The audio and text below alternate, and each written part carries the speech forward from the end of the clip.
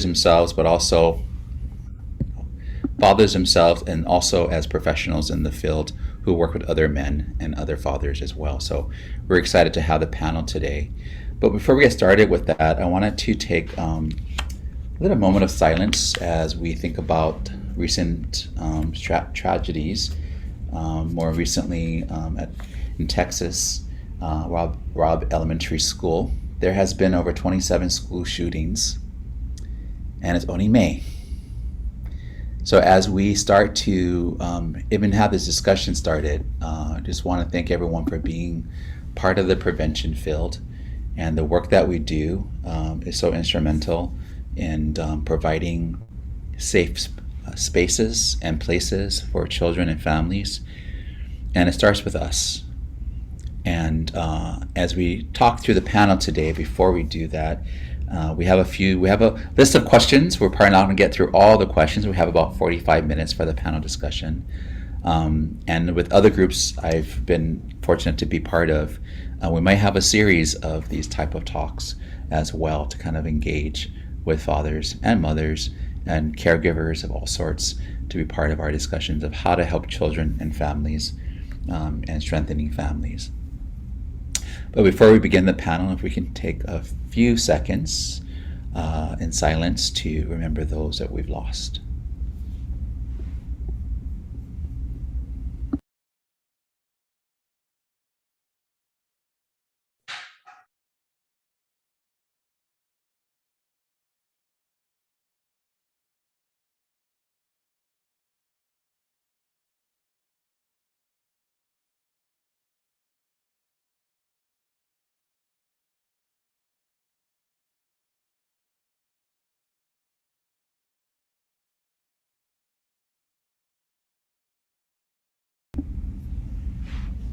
Mahalo, everyone, for that.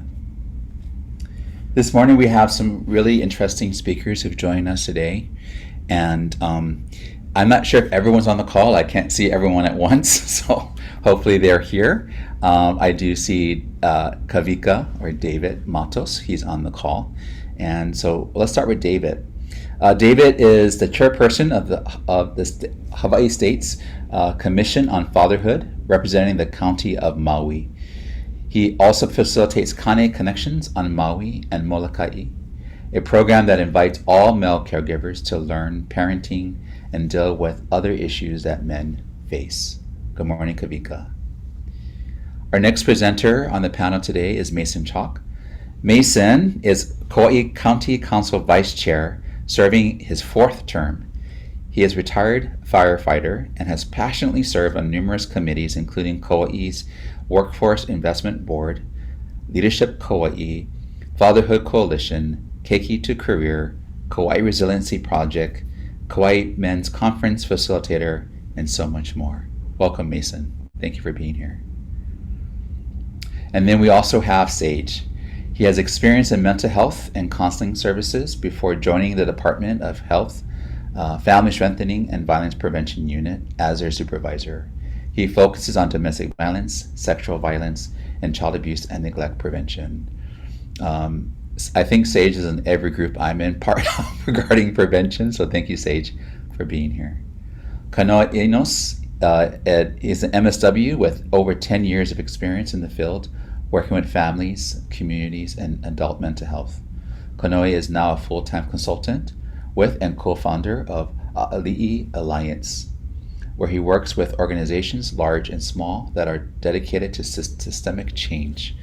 And Kanoe is a dear friend of mine, and we exchange what is called dad jokes all the time. So I'm hoping he'll share a few of that today, as well as I like to throw one of them in once in a while. You call it dad jokes. I call it the pinnacle of humor. The foundation of all other jokes. That's right. So good morning, men. Thank you for being here, being on our panel. We really appreciate it. Thank you for spending the time. We had sent the questions beforehand so you guys can mull over them, kind of decide how you're going to respond to it. But also know that you may have other things you want to share with us that's not in the question that you might feel moved to share, and feel free to do that. As a facilitator or the moderator of the panel, I'll make sure we're on time because we have to honor everyone's time, so we'll make sure we're doing that. But so we don't have to, not all of us have to answer all the questions, and that's okay if you don't get a chance to answer it. But we definitely want to be sure that whatever you have to share, you can share out with everyone. So thank you for being here this morning. And again, if you want to, people who are watching, you can go up to the view section in the far right-hand corner, upper right-hand corner, and you can click on presenter. If you click on presenter, then when the person's answering a question, or speaker, when a person's answering a question, you can see them versus hunting where they're at on the larger screen. Okay, so feel free to do that. So let's start. Or you could turn off your video. That way you can only see the 5 male pictures. If everybody turned off video, then we can just focus on where you guys are at. Okay, we can do that as well. We turn off your videos, everyone. Okay. Except the speakers. Except for the speakers. That's important. Okay, if the speakers can put themselves on video, that'd be great. Okay. Okay, I think it might have semi-worked. Okay, so here's the first question, and I want all of you to answer this if you could. What do you wish you knew prior to becoming a father, and how did you know it? How would you know it? What do you wish you knew prior to becoming a father, and how did you learn it afterwards?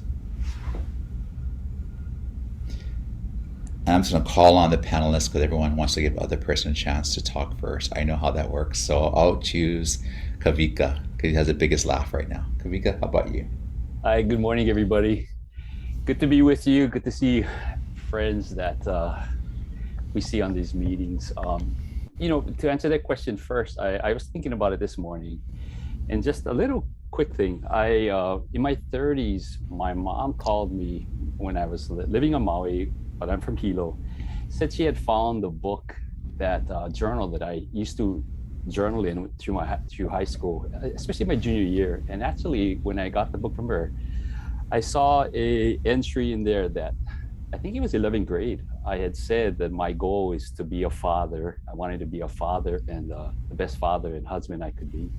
So I had forgot about it until I saw it years later. But I knew I always wanted to be.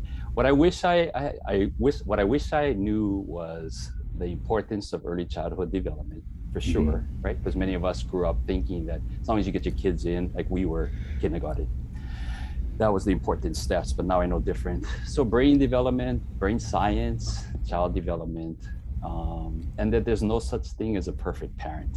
Is why I wasn't. So those are my thoughts. Thank you, Kawika. Thank you for sharing that. Sage, how about you? I had a few thoughts on some of the questions, but I guess for me, one of the things that came up for me was how being a father in some ways is an opportunity, and it for me it changed me. Like I didn't know it was going to change me as a person, right? And what I mean by that is, like, I think it's the opportunity to sometimes bring out a more nurturing side, a more connected side.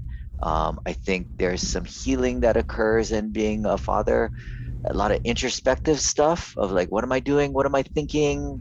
How did this go when I was a kid? Like, oh, there's just so much to it. And then it's not easy, right?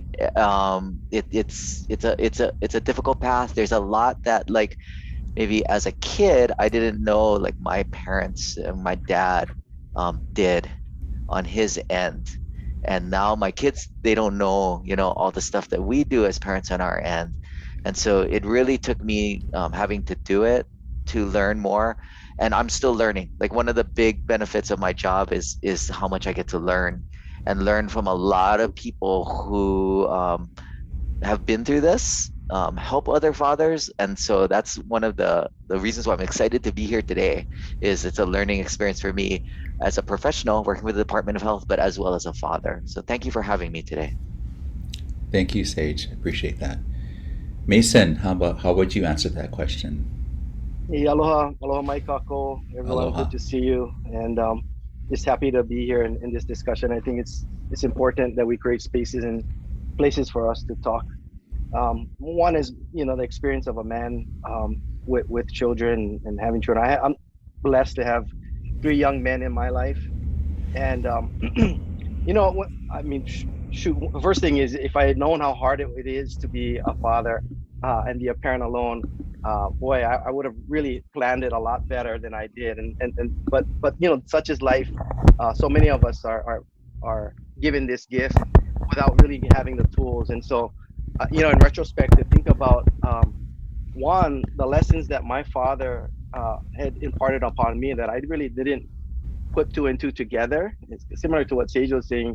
You know, it's something that at some time or another, as a father, the light bulb clicks, and you say, "Okay, now I understand what he was trying to say and what the message was here."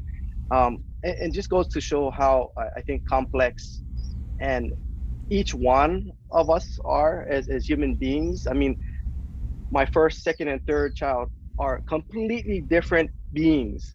And we need to understand that it's a reciprocal relationship, right? And as he said, this is something that we learn together. And so as much as I've felt like I've been able to impart, I think the lessons have been for me equally as important. And so it's something that I think if you can approach from the standpoint of understanding that we have this reciprocal relationship of learning together and co-creating a future that can be positive, I mean, really, the opportunities are abound. I just wish that we were all imparted with that kind of information from a young age, in general, for life, right? Just to understand that, boy, we got so much learning at our fingertips, and nothing is for a mistake here in life. So how we respond to that in the moment and the choices we make for each other is so key. Mahalo. Thank you, Mason. That's pretty deep. Thank you. Kanoe, how about you? How would you answer that question? Try to keep it succinct, and Marty's already laughing. But yeah, I think to keep it short, like a couple of things that I wish I knew was that, one, and not to sound overly dramatic, but that I was enough, you know, and that I could do it in a relatively competent way, and that. And it's just, I think I'm still coming to terms with it in some ways, just how important you are to your kids, right? Like you legit, you the dad, you know, like, we're gonna rely on you for like deliver on like basic needs and stuff, you know, like, and like to guide them, as opposed to like just mom makes all the important decisions in their life, right? You know, I think some of us have grown up that way. Mom picks the school, mom does that they really do look for you for guidance and acceptance. And I think the last part, and I often wrestle with this too, and I that it's okay that there's times you're gonna have to say goodbye to certain people in your life. For me, that was true. Certain people who had certain mindsets. When you have children, that you realize, like, you start seeing the world through their eyes, or what you don't want them to see. Right. And there's certain people and behaviors and things that you're going to have to make peace with saying goodbye to. And I think that's something I wish I had known earlier on, because I probably would have done it a little sooner. But I mean, it's the way it is. I think when you, like my mom says, well, it's because you're growing up, Kanoe. Oh, thanks, Mom. Right. And so, yeah, that's my thing. I think all 4 of you, those are profound responses to that question. I think that there's a lot of things I wish I knew as a father before I became one myself. But we learn as we go, for sure. So the next question is, what is or was your biggest challenge or lessons learned in becoming a father? And I'm going to reverse the order. I'm going to ask Kanoe to start us off. That my kid isn't me. My kids aren't me. And they're not gonna like everything I like, and they're not gonna do things the way I do things, and they may not like a real small example and a more silly one, but like, I can't stand mayonnaise, and I cannot stand them. Like, I cannot have mayonnaise on anything. And for the longest time, my oldest boy, when he ate mayonnaise, I took it as a personal affront. Like, I took it personal. Like, bro, mayonnaise is gross. And he's like, but I like mayonnaise, Dad. And I was like, what? We don't eat mayonnaise. He's like, no, you don't eat mayonnaise. But there's so much other things, right? Things that I like doing, things that I'm like, bro, this is fun. He's like, I'm not really mine. And I think that was a big lesson for me. I think early on that they're not me, and they get their own little lives, and they're going to like to do things their own way, or they're not going to like things that you like, God forbid. Yeah, so it's a fun one. Thank you. Yes, I can witness that to the no mayonnaise thing. Yeah, Mason, how about you? What's some of what's your biggest challenges or lessons learned for you? Yeah, Kanoe, no worries. I don't like mayonnaise either. So I think we're in the same boat. I Portuguese too. I don't know. But you know, I think not only just to add on to what Kanoe is saying is I also, you know, one of the things that I really struggled with and learned was, you know, how to separate yourself from your children's learning.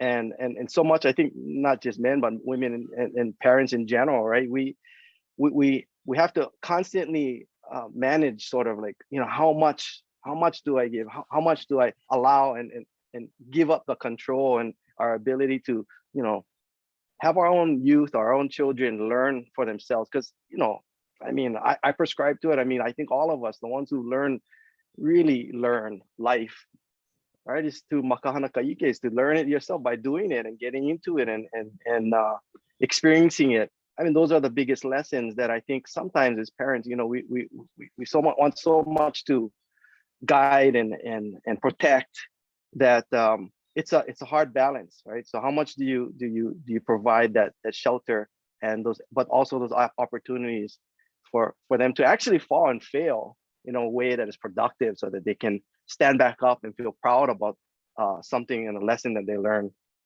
So it's always been a tough one for me. Must be the OCD too, along with the mayonnaise. So Great, thank you. Sage. I think this is a tough one for me because I find fatherhood to be challenging on so many different levels.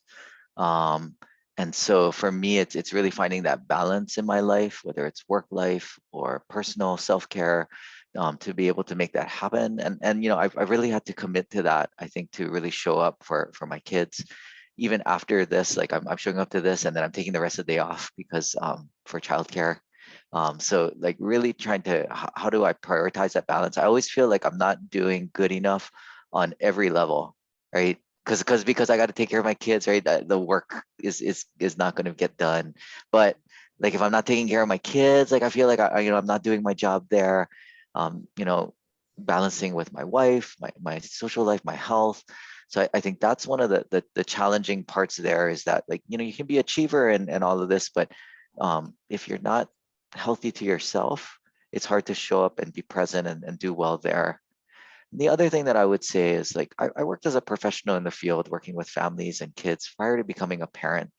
And I kind of thought, like, okay, like, you know, I kind of got this. I kind of know what I'm doing. Like, yeah, you know, being a father, I'm well prepared. And I really was not. Even with my kids having some of the issues or diagnoses of people that I was treating, being on the other side of a parent with kids with special needs or differences, it was a whole different ball game for me, and a learning experience. I'm still learning. And even though from a professional seat, I could say, oh, okay, I think I know the right diagnosis and treatment plan and right to do and things like that. Wow, being on the other side really made me realize, like, how difficult that path is sometimes, to have the energy to take the next step or the next appointment or the next thing to do, and really how much resilience it takes. I just have so much more respect for the people that I serve. And there's a part of me that hopes one day I might be able to take the insight I'm learning now and put it more into the work that I do. Thank you, Sage. I appreciate that. Thanks for being real about that. Appreciate it. Kawika, how about you? Some of you have already heard me share at previous events, and most recently, because it's taken a while for me to be willing to be as open as to say that my ACEs score is 8 out of 10. Yeah. And so for me, growing up and experiencing what I've experienced, hypocrisy was a big issue for me. And I looked at, it was mostly the men in my life, right? Because boys look up to men in general. The same-sex parent is usually the greater role model. the men in our lives, my father was pretty good, but in general, his brothers and the men in our lives were very, there was so much hypocrisy. So I already knew that I didn't want to be that way. And probably early on, as Kanoe was referring to also, I heard the quote, if you cannot change your friends, you got to change your friends. So I kind of accepted that early on, but having strong family values, I eventually had to accept that sometimes with family, you got to love them from a distance, right? To protect your kids. So, but that was a little bit harder to learn. As far as skills is concerned, understanding that kids are unique. And the more kids that come into the fold, there's positive and negative to that. It's just the dynamics that take place, even unexpectedly between each other. So how does that work? Male versus female. And so those things come to mind. And then also just although we may have some set ideals, and I had some strong ideals, being flexible is super important too, because not everything go this cookie cutter way of thinking we know what to do, right? So those things come to mind. Yeah, I think if we really thought about all the challenges and lessons learned, we could be here for another few hours just talking through it. We should. Yeah, and yes, and we should. And I think what you shared earlier, there's different opportunities as well as we continue to have these kind of discussions. And I also know that if we substituted the word father and put parent in there, all of us could probably answer that differently or similarly. And so, yeah, feel free if you're listening, when you're listening to the panelists, reflect on the questions for yourselves as well. Yeah, and I think that's an important piece of the learning. How do you bring it back into yourself? And so let's switch up a little bit, and I think Sage kind of talked to it already, but as a professional in this space, what programs or services do you feel are most needed for fathers in your community? And however you define community, you can feel free to share from that perspective. So if anyone, I'm not going to pick on someone to do it. So if you want to answer this question, feel free to do it's so. at top of mind for me for the work that we're doing. And this is not just a shameless plug, but for some of the Aloha at Home stuff. To me, I always look at some of the greatest audience when we look at the work that we're trying to do with reducing instances of intimate partner violence, in-home family violence is, how do you give social license? How do you make it safe for men to be more nurturing, caring? How do you remove some of the worst parts of toxic masculinity from the home? And to me, this is not only sort of a heart, but it's a mind as well too. It's just, from a pragmatic sense, it just doesn't work, right? Like I coach flag football, and there's times I watch the other coaches and I just model. Right. And then I'm like, I don't know. I never played much, I never played any sports as a kid, but that happened farming from the age of 2 to about 25. You know what I mean? Like, the last thing he was ever going to do is put me in sports. But, I just did it for my kid. And then I realized that, aside from it's uns and it's kind of cowardly, it just doesn't work. It doesn't, have you seen them perform better? I haven't. As how do we give social license?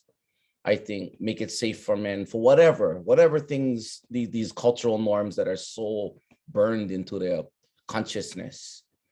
That's the way you got to talk to your kid. Or that's the way you got to be. You got to be tough. The thing don't work, bro. Not to speak out of turn, but the prison are filled with men who are raised that way. You got to man up, but kind of telling you right now, certain things they cannot, especially not at 7, especially not, it just don't work, bro. So how, for me, those are the kind of programs I get interested in, probably because I think it's super hard to do. And I don't pretend to have the silver bullet by any stretch of the imagination. Yeah, but how do we tell men it's okay? But it's okay for hug your kid. It's okay for tell your kid, man, yeah, it's okay. That never worked out. Or it's okay for you cry. And again, not from a purely heart perspective, right? But because it's just more effective. It makes everyone's life easier. And it probably makes them better at something that you're trying to get them to do. So that's my initial thought on top of mind. Thank you, Kanoe. Appreciate that. Anybody else? Go ahead. Jump in a little bit, just to say, I think foundationally, it's always been about, building place for environments, safe environments, and coming to the recognition that no matter if it's the farm or the playing field or a local IA or a classroom, that we have this obligation to integrate and create the space, no matter where our young men and women are, and that needs to become the norm, right? Is that these safe places where we can be more vulnerable, have open discussions to explore who we are and how we really feel are lacking. And so the more I feel like we can seed it, the more I'll see it showing up in the living room or on the dinner table. And to me, that's where the magic really can occur, because we can have all the services, but it's about access, right? And we always struggle with that. How do we get to the most in need? How do we get the right conversation and the right behaviors on the table? Because the services are there, the programs are there, the thoughts are there, the science is there. But I think to integrate it in a way that we're all practicing it. One of my mentors always said, knowing is not doing. So how do we get to the point of doing, so that all of our men, and not just our men, but everyone, right, is actually taking the behaviors into action and having it show up in our lives. But for me, I mean, more specifically, it's always been trying to create models, right? So that people have a place to plug into, because they're quite frankly not there for us in our society. They're lacking. And the more we can have of those, the more opportunities for success.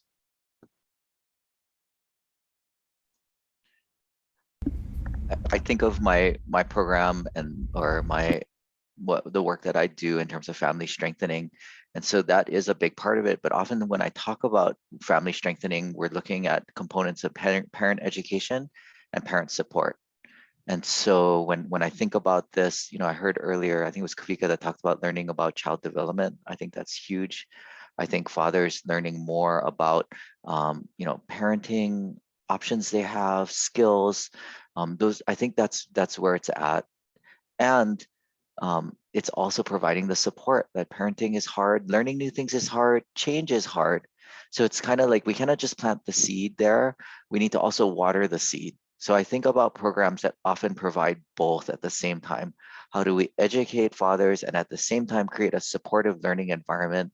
I think about some of the work that Kawika does with fathers, and I really think that combination there is something that works, because being a father is not easy. Learning these things is not easy. And the other thing that I think about is programs that are geared towards specifically fathers, that speak to fathers. That could be one part. But even normalizing, and I learned this recently in a Safe Sleep Summit that we did earlier this week, that sometimes when parent educators or OBGYNs or when the mother is pregnant and we're talking to the mother about things concerning their health, their baby's health, that people speak to the mother, even with the father in the room. And then it's like, okay, the assumption is like the mother is going to be the nurturer. But I remember taking the parenting classes myself and saying, okay, I want to learn how to swaddle. I want to learn how to change a diaper. I want to learn how to do these things. And so then those normalizing kind of the approach in parent education, that we are teaching both parents equally and creating that equity, might create that equity in the home and empower the father to be more a part of that. So I think it works on different levels, the type of services that we do, where they're focused on, and when we deliver them, how do we deliver them in a way that's effective and inclusive? Sage, I appreciate the props. And I think there's so many incredible agencies across the board, and agencies that have representation or programs in the different counties. But I don't know of too many. As being on the Hawaii State Commission on Fatherhood, I keep asking the other commissioners from their counties, what's available to fathers that they need to let us know, so that we can let everyone else know through the state website or what have you. Especially looking for something similar to us, to what we do. I think our agency stepped out 17 years ago Our agency is a Maui Family Support Service for 40 years now. And, making sure that there is a piece, and not just for fathers, because we changed from focused on fathers in early childhood development, but also to include men, because sometimes we got to undo the men stuff to help them identify like what is a man, right? And then shift them into then what is good fatherhood, what is good parenting, what is healthy parenting. Being proactive, I think, is super important. Change is hard, but maybe the message should be change is hard, but change is good, right? That kinds of messages needs to be out there for men. So, if anyone here knows of any programs, I would love to know. Put them in the chat, and I'll ask for a transcript, because we do need to let other agencies know, let each other know the availability for men to participate. Thank you, Kawika. Thank you all for answering that question. It's very, what I heard was creating a safe place, a nurturing environment for both men and for children, right? And for women, of course. But unlearning some of the things we societally maybe have ingrained in us as men, and how that transpires or transfers into our parenting. And so I think those are really important pieces to keep in mind as well as we continue the conversation. What does it mean to be a father, right? I think one of the other things that I want to get this question first and kind of go backward a little bit. But as you parent, as you are fathers, how do you partner with someone else who is parenting or co-parenting with you, or maybe is a guardian or a caregiver alongside you with your children? How does that work for you? How do you do it? I love earlier when someone mentioned, I think it was Sage, like the different roles that we maybe place on men versus women and vice versa, and how does that play out? So does anyone want to answer that question? How is it for you to partner with someone else in parenting? Marty, I'll start. Sure. Thanks. I think, of course, there's got to be a certain level of maturity that comes when if you decide to go into a relationship, which usually doesn't happen so ideally like that, right? There's a whatever, the physical attraction or what have you. But finding the same core values, I feel like, is important if possible. At least the basic family values, parenting values, it's important. Or start to learn as quickly to identify if it's different. I think that's important, because understanding that there may be challenges that come because of difference with belief systems or what have you.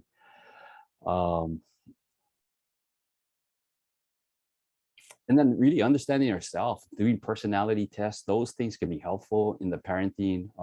But deciding to partner, I think that's a really important thing too. That's just immediately comes to mind. I might jump back in on this one because this is important to me. Thank you. Yeah, it's great. I'll just add to Kawika real quick. I think a lot of late nights, right after the kids go to sleep, right? And what that translates to is really, the communication part, right?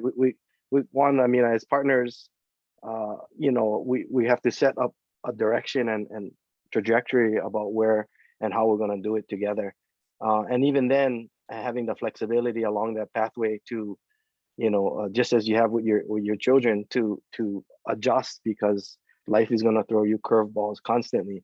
But I think that open communication piece is so important, and happens in many different ways. But when that happens, then we can, understand how to back each other up, how to create roles that we can are supportive rather than destructive, and we can provide some continuity, to our kids, because oftentimes I think that's where like Kawika had mentioned, the hypocrisy of parenting can just slap you in the face, and it's the opportunities for that happen every day, right, for us as parents. And so we got to be on the same page. So where we're going and how we're going to get there, right, is the plan. Model. Thank you, Mason. Kanoe, you unmuted yourself. Yeah, I agree. It's I used to joke like at night the exact same time, Mason. whether it's the mother of my children, or even my fiance, who's their stepmom, who they love very much. And sometimes I'll get, like, after the kids go to sleep, what I call performance reviews. Here's what I saw you do today. And I was like, okay, performance review time. But it is, because you're constantly learning. So I would argue, like, you're right. I think to what Kawika's point is, like, sort of know thyself, right? Like, what are the things, understanding, unpacking your own history, right? Whether it be ACEs score, whether it be, your own triggers. Look at some of your values. What do you hold dearly to? What can you let go? What have you seen? Where have you grown in those areas? And knowing where you are, I think one helps you give space for your children to be who they are, I think, and then it helps you with your partner, because your partner trusts that you're putting in effort, right? I think for men, we're always expected to show a little bit more effort, and I agree. Like I always say, man, if especially in the work that I do with Lahui, without Hawaiian women, we'd be screwed. Right? Like I say that honestly, right? Like they held it down for years and generations. And so I mean, it's the case across the board for sure, but I just specifically in the work that I do. And to have similar values is a great place to start, right? Similar values, things that you hold dear. I think it's really hard if you don't have that. So. Thank you, Kanoe.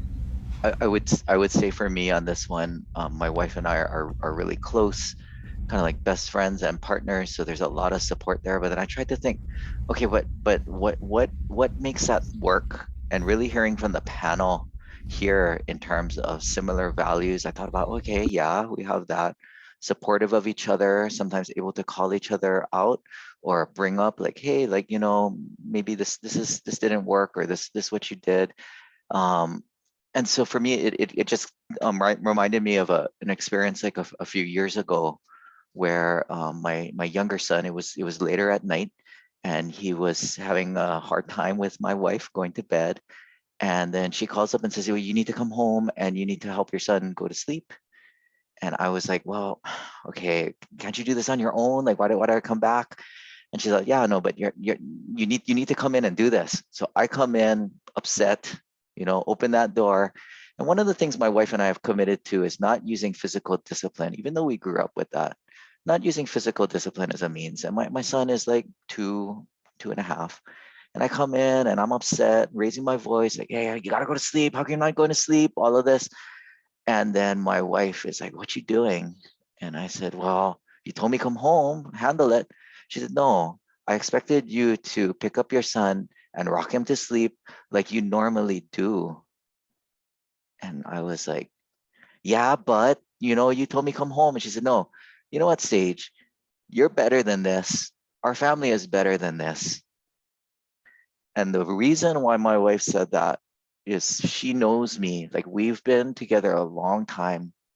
And the key that unlocks there is that when I was 8 or 9 years old, my dad had me cornered in the bathroom and I was going to get my lickings. And I turned to my dad and I said, Dad, you're better than this. Our family is better than this. And then he put down the rice paddle that he was going to hit me with. And I never got hit again. And so my wife knows me to how to unlock that, to me able to make our family better. So I would say it's the similar values. I would say it's the support, but it's that knowing the other person, the relationship, and how to bring out the best in them. And so I think that's one of the big keys is I'm always looking, how do I bring out the best so she can be the best mother she can be? How can she bring out the best for me to be the best dad I can be? And then how do we strengthen our family to make that occur? So it was interesting. I didn't even think about that story until I heard the 3 other panelists, and I'm like, oh, okay, yeah, that makes sense. Artie, can I just have one more quick? Oh, sorry, I'm sorry. Go ahead. Just of time. No, if there's an interest, I mean, if no, I just wanted to share, Sage. Thank you for sharing that insight with us. So I had to fight back the tears in my eyes. I got choked up when you're sharing that because,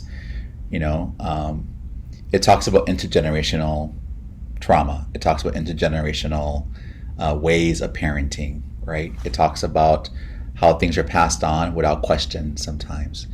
And so for your 8-year-old self to say to your dad, we're better than this, it's a showstopper, and I feel like what an amazing thing to have had that moment with him. And for years later, for your wife to reflect on, I don't know if you share that with your wife, but for her to say similar to you, it's a good partnership, right? Because we're in it together. So I appreciate that. Thank you so much. Kawika, wanted to share? Okay, Sage, go ahead. Oh no, she knew the story. That's Okay. why she said it. Yep. Okay, great. That's a good way of reinforcing. Yeah, that's awesome. Kawika, you want to add something? No, and thank you, Sage, as well. I think allowing men to be emotional, like, we, if not all of us, most of us felt what Sage shared from deep inside, right? The na'au. I was also reflecting back to, when my wife was pregnant, especially with the difficulty of our second one after she gave birth. While she was breastfeeding and nursing, she breastfed all, but I specifically remember our second one, when baby would cry, I didn't say it was her job to get up and go grab baby. Yeah, she had to do the nursing, but I went and picked up baby out of the crib and brought it to her and helped her undress and stayed up even when she was exhausted, sometimes falling asleep, and taking him and burping him and putting him back. And because I shared that, and I think as men, if we continue to be examples like that for our kids, right now my daughter gave birth. I have a new one, a month and a half old, seventh grandchild. And because of stories like that, even my her other half, he's now doing it because I keep sharing that. That's what I did. I was an example of it. There are other don't just stick to what men's roles are versus women's roles are. And I think the more that we allow men to be emotional, to be a part of, then it's just so much healthier in so many ways. Thank you for saying that. And the last thing I'm going to say, I think exactly what you're saying. Sometimes doing the right thing when you trust your gut, you're not all, you have that humility.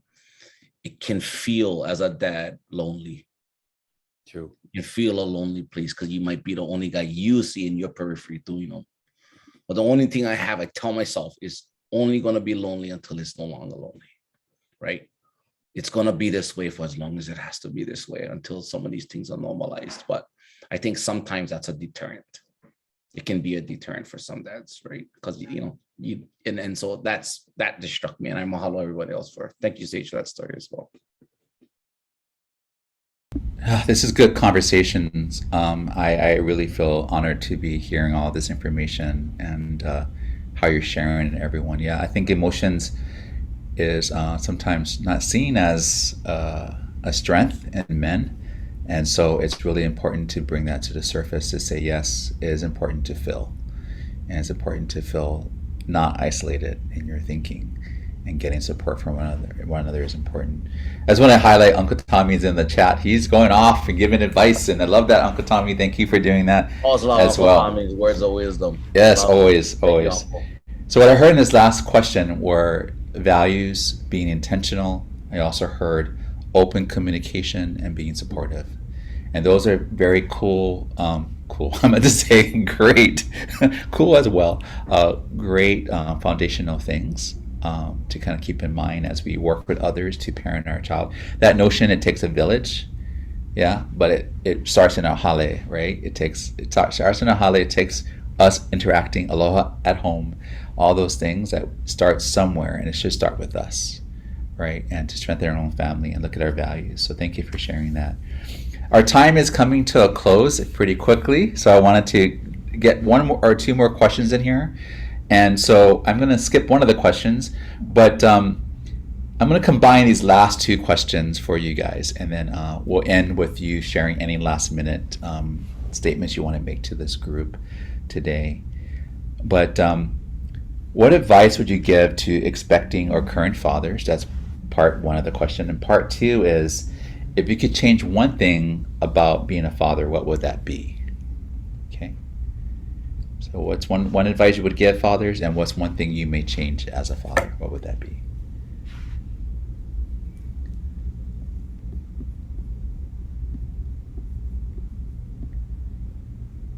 You're thinking about it. I'll start with Kanoe. Sorry, I have some housework going on over here. One advice, the advice I'd give to a new father, that at times it's gonna be lonely to do the right thing, and as cheesy as that may sound, but I personally believe a lot of the path towards health and well-being within our community is the engagement of dads. And so how do we I would like them to know like how much money they actually hold being a dad, and how much they, you know, how the sovereignty they have to exercise that mana. It really is in front of them. It really is a choice. And you know, about the difference in what the definition of courage for me, right? Like I talk to my kids all the time about it. Well, if you're a big guy, it's easy to be tough, right? It's easy to do the tough thing if you have all the skills and you no more fear. If you have no fear, courage is not the absence of fear, right? The absolute absence of fear is kind of stupidity, right? Courage is feeling absolute fear, but just taking a step anyway, right? And I think a lot of that's what I want. I would like younger fathers to know. There are times when you go and stand out, and you go and be alone when you make the right decision, and that you know. But that's how things change, you know. And then the one thing I'll change about being a father, I don't know. I think maybe being sometimes being involved in stuff a little bit more, maybe I'll put it this way. Sometimes I think I would like to be expected to do more. Yeah. If not only for the aloha for the moms of the world. Like sometimes I'll be honest, sometimes I get off the hook. The expectations of put on us, right? The expectations of like, well, he's a good dad, right? Because he cleaned, you know, like one day a week. He did the dish, he did dinner. I always do that joke, right, with my wahine all the time. Like, I did the dishes, like parade going off, you know. But our mom do them every day, you know. And then sometimes I think the more society expects of the dad, and I think the better we get as a society. Yeah, we have the same reasonable expectations we have for mothers that we did for fathers. Without societal norms, I think the society gets healthier over time. So that I would change. I don't know if that answers the question. No, great, Kanoe. Thank you. Appreciate it. Mason, you have yours. I'll jump in. I I think, and this is advice I think to myself as much as it is to other fathers, is the ability to be patient and understand that within that patience is our continual ability to adapt and be flexible and realize that things are dynamic and changing, and we have to be willing to at every moment, almost every breath, recognize that you're gonna mess up, you're gonna fail, and you're gonna have a chance as soon as you fail to step back up and recommit to a different outcome. And I think that leads into what I like to see is at least for our fathers to have the ability to be less confined to what society's stereotypical expectations are of our fathers, that we can be anything and everything that suits what our family's needs are, and every single one of our different personalities, different situations, different challenges, and for us to be able to fit into that mold to whatever it is, doing more dishes this week, or some of the traditional things that are expected, the honey-do list, or whatever it is that you as a father have expectations of accomplishing. That is constantly being redefined because of how we're progressing as humans so quickly. I mean, with the technology age and social media and all the different pressures that are coming from outside, that it's okay. We don't have to be all things, but we have to make sure that we are the things that we want to be for our family and with our family, and that's okay. And we don't need to be confined to the expectations of what others expect men to be, because if it's healthy and if it's with aloha and it moves our family forward, then that's what we want to do. Mahalo, Mason, for that. That's a drop the mic moment. So thank you. But Sage, how about you? I'm going to answer the question backwards in the sense of what would I change. So in my experience, sometimes as males, there's a competitive dynamic. So we could compete with each other as fathers. We could have our kids compete with each other on different levels. And for me, like that competitive dynamic often can make people feel like, okay, I'm not doing good enough. I got to try harder. You could say, yeah, it's motivating, but in the end, like, how does that affect the relationship with the family? So I'm often looking for people and my other fathers in my life. How do we uplift and support each other? And a lot of that for me is listening to the other father and recognizing, okay, the story you're telling me is hard. Like the reason why you're telling me this is because it was hard. So let's just talk story about that. And then I recognize, yeah, it was hard, but sounds like you're trying your best. Sounds like you did a good job. And I'm thinking those two things, yeah, recognizing difficulty and then recognizing the effort and how you're doing. Maybe they can take that to their family and their kids too. And this is something that I hope that we can spread. So, whether it's text messages or talking story, I have other fathers in my life where I think we provide that to each other. And that's something that I wish maybe we could do more as a community and all along. And the advice that I would give to fathers, and this is just me, like in my experience of a father, as well as like working with families, is like just first off being there physically, right? I mean, a lot of people don't have fathers present in their lives. And so just you being there is a start, right? So let's recognize that.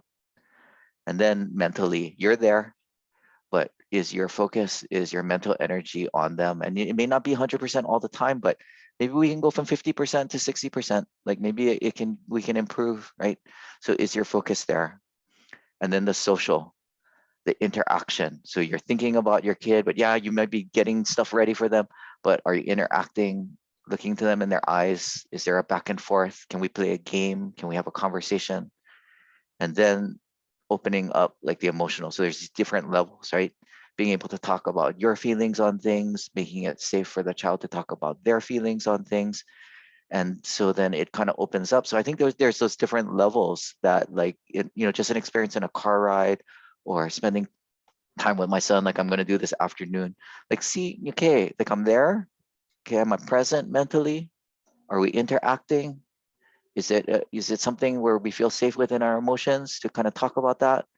And my belief is once those things are aligned, some magic happens in the parenting and family process in terms of whether you believe spiritually or ancestrally.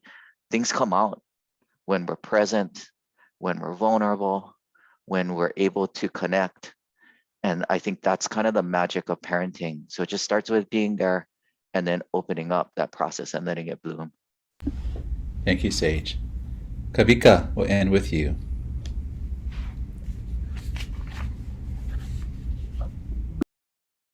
If you can unmute yourself, Kawika. Just the other night, my adult kids we were all kind of sitting around talking story, and feedback that they gave me is that I need to stop bantering so much because I love to have fun. And my kids grew up with me not giving them answers as much as possible and making them think and process through stuff. They say there were benefits to that, but then they didn't really care for it and still don't. Like sometimes I take it a little bit too far, so they help keep me in check. But I think we are what we've learned and experienced, and just helping fathers understand that not everything they experience and learn has to be. I thought we had said earlier the term "man up." Oh, I've grown to not like that term at all, because if you think about it, we don't say to a little girl, "Hey, woman up," right? But why are we saying boys to boys, "Hey, man up," right? So I know when I teach and try to help and talk to other fathers, I make them aware that maybe if appropriate enough, if the kid's a little bit older, then yeah, maybe adult up, right? Mature up would be a better term, instead of saying man up just because it happened to you. And there's so much experience that comes with that, oftentimes very negative, that term for men, that's a trigger. So those kinds of things, bringing awareness to fathers, I think is really important. Thank you, Kawika. Hey, men, thank you so much for showing up strong today, sharing your mana'o with all of us. This is just a beginning dialogue and discussion, and I know that we could probably go on for hours and talking through it more. Seems like the people in the chat are really appreciative of your time as well. I did want to ask one last question, but I'm going to forego that only because our time is slipping away from us today. But thank you all for being part of our discussion today. I think what I learned, especially about intergenerational trauma and how we do things, I think we have to discover new ways of interacting as fathers, as men, as parents. And so this is a good discussion today, and I hope we continue these discussions. Small bites, maybe, but we can continue these discussions. So, and this recording will be shared on our website. So that's awesome. Thank you for sharing that, May. So anyway, going forward, I want to thank everyone again. If you all can all unmute your cameras so everyone can see you, and just give them a round of applause, our panelists for today.